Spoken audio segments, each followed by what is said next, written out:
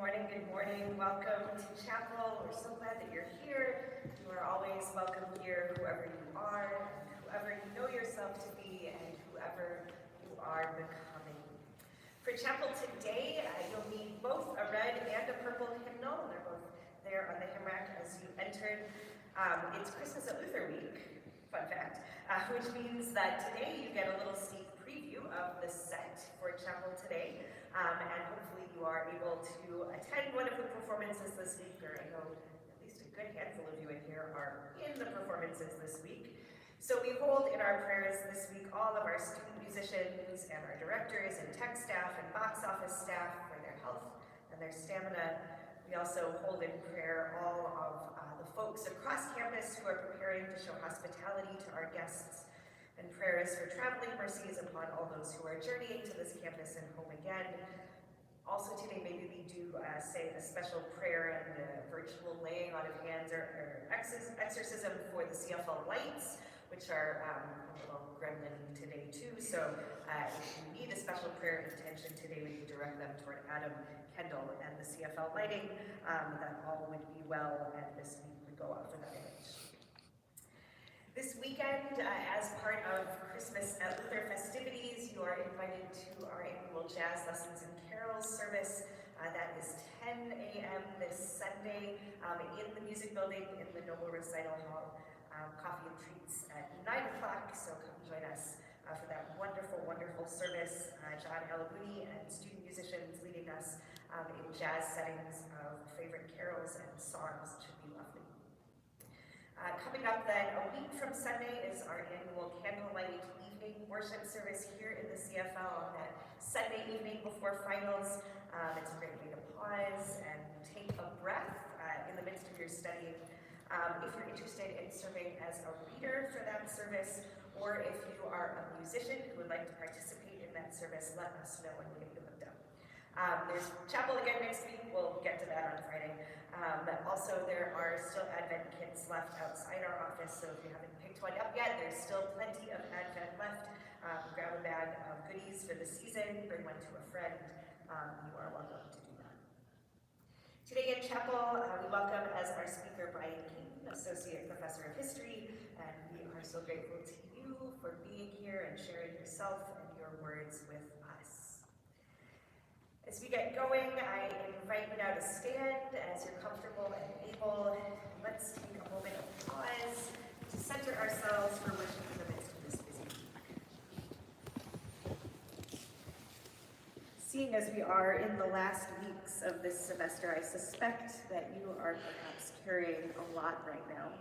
So I invite you in this moment to take a deep breath and to set it all down. Take another deep breath and just shake it all off.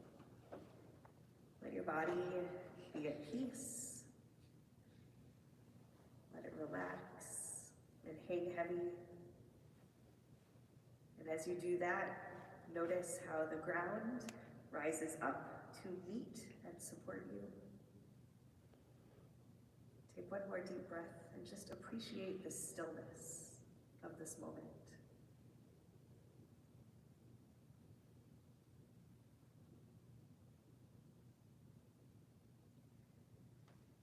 Blessed be the God who makes us brave, who claims us with authentic love, who frees us from shame and fear, who calls us to disrupt the world with kindness, justice, and mercy.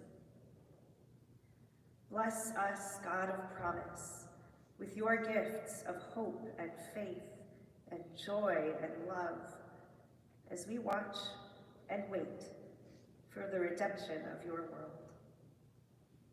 Amen. Our opening hymn is in your red hymnal, and it's number 256. Comfort, comfort now, my people. Number 256.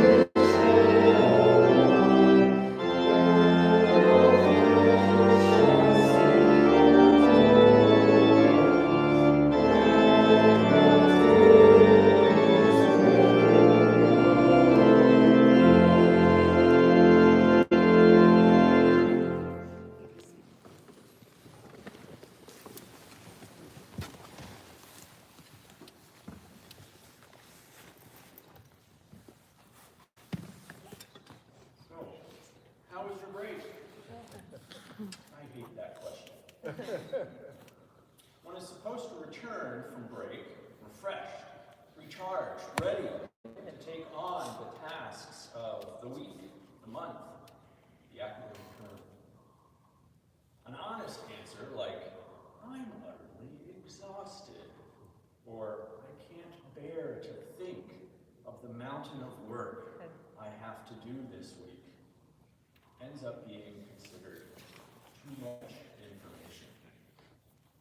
So the question, how was your break, begs an insincere response of, fine. And we remain satisfied with the insincerity. Back to work.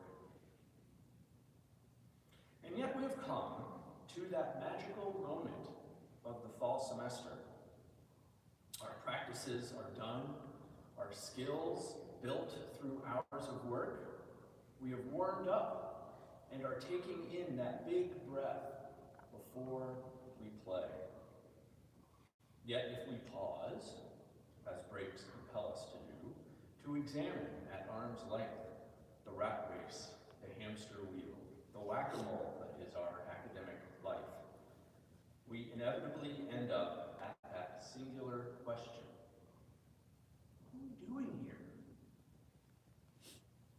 This, of course, is the predicament of the mythical warrior hero Arjuna at the opening of the philosophical text Bhagavad Gita, composed in the first millennium BCE and inserted into the sprawling Sanskritic epic Mahabharata. Arjuna was the LeBron James of warriors in the mythical Indian past, and found himself arrayed with his brothers on one side of the battlefield, facing his numerous cousins, and indeed his own beloved teachers on the other side. The prospect of engaging them left him breathless, the life draining from his limp limbs that had held so artfully the weapons of war. It was a great sin to kill one's close relations, even greater to kill one's own teachers. Yet if he chose to avoid fighting, he would be failing to carry out the work that he was born and trained to do. According to the culture that produced the Gita, such a failure would not only stain the individual transgressor, but also threaten the ability of the universe to carry on functioning properly. Arjuna faced a choice not between competing goods, but between competing sins. Quite literally damned if he did, and damned if he didn't act. The Gita resolves this dilemma through the idea of devotion, by being totally committed to loving the God, by being so self-negating in the execution of the God's will. The fruit of one's actions attaches not to oneself, but to the God. One acts not for the sake of the result of the action, but for the sake of acting itself. We are created to be, but we are created to do. In chapel this term, we've been encouraged to understand that we are created to be brave, to be authentic, to be free, to be disruptive, to be disciples. We've been encouraged to understand that we have inherent value, inherent worth. But what is it to be brave if one does not act bravely? What is it to be authentic if one does not act authentically? The lesson of the Gita is that one's skills, training, one's being mean nothing if one does not bring them into the field of play that we otherwise call the world. One must do in order to live. What if I fail? I've taught at Luther for over 20 years, and these 4 words have been the source of most of the academic trauma I've seen students experience. What if everyone thinks my question is stupid? Right? I'd rather not ask it. I turned this sort of work in for an A in high school, and now it's a B? Or worse? I might as well not bother turning in anything if it doesn't get an A.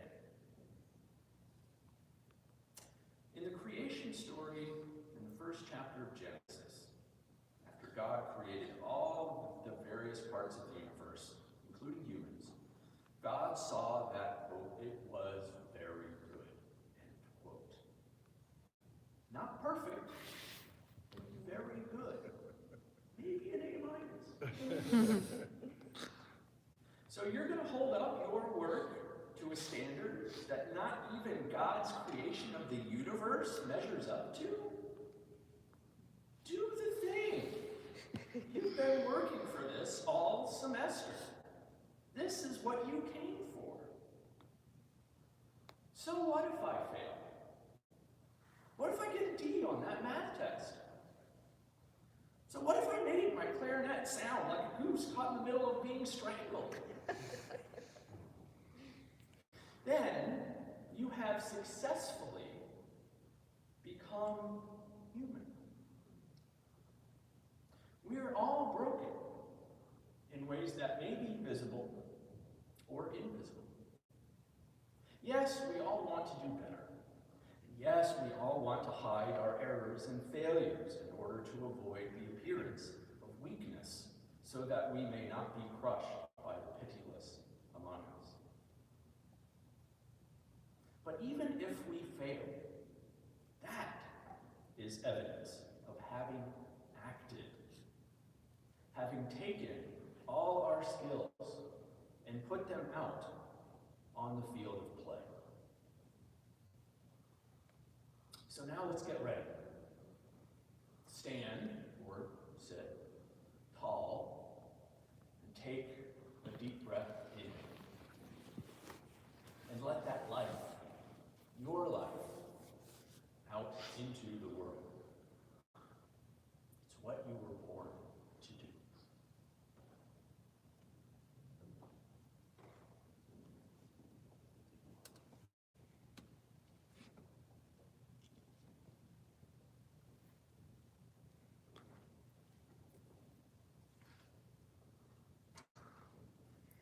Now for real, I will invite you to stand, and you'll need your purple hymnal, and we will sing number 901. Now the heavens start to whisper. So book 901. Please stand and join in singing.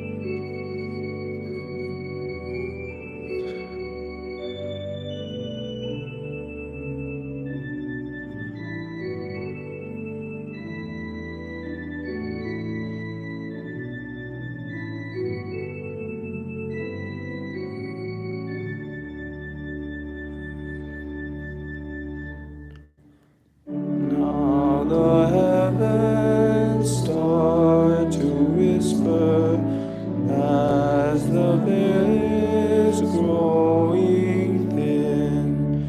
Earth from slumber wakes to listen to the stirring fate within. Seed of promise deeply planted, childless free from Jesus' stand, like the soil beneath the cross line, arch of salvation.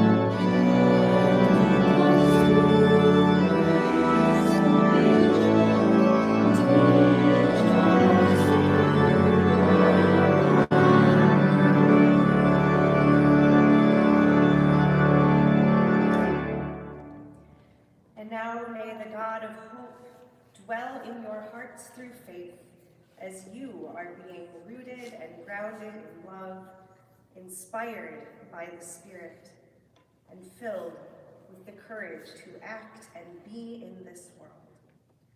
Amen. Go in peace, live with hope. Thanks be to God.